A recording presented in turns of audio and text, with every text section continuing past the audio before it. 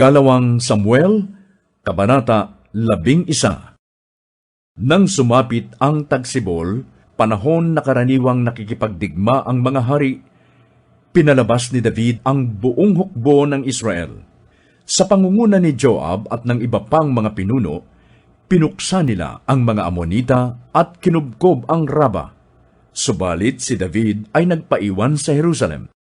Isang hapon, pagkagising ni David, umakyat siya sa bubungan ng palasyo at naglakad-lakad. Mula roon, may natanaw siyang isang babaeng naliligo. Napakaganda ng babae. Ipinagtanong niya kung sino iyon.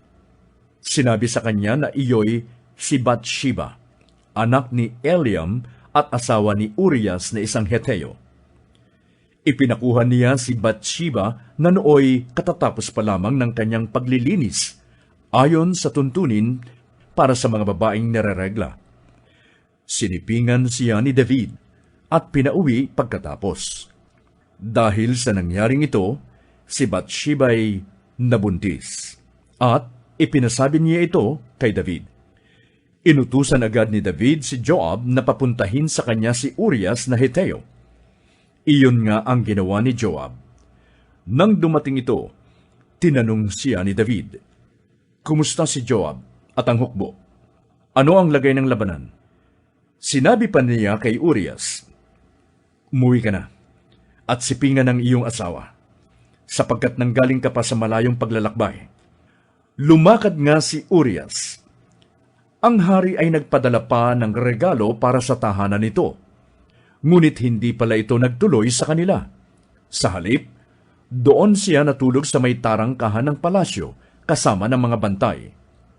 Nalaman ito ni David at sinabi niya kay Urias, "Hindi ba't kararating mo lang buhat sa isang mahabang paglalakbay?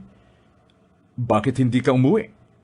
Sumagot siya, "Ang kaba ng tipan at ang mga kawal ng Israel at Huda ay nasa mga tolda lamang. At sa labas naman natutulog ang aking pinunong si Joab at ang inyong mga punong kawal. Sa ganitong kalagayan, hindi po maaatim ng aking kaloobang ako'y umuwi upang magpakaligaya sa piling ng aking asawa. Sa harapan ng Diyos, hindi ko po magagawa iyon." Sinabi ni David kay Urias, "Dumito ka muna ng isa pang araw at bukas ka na umalis." Kaya nanatili siya sa Jerusalem ng araw na iyon. Kinabukasan, inanyayahan ni David sa pagkain si Urias, at ito'y kanyang nilasing.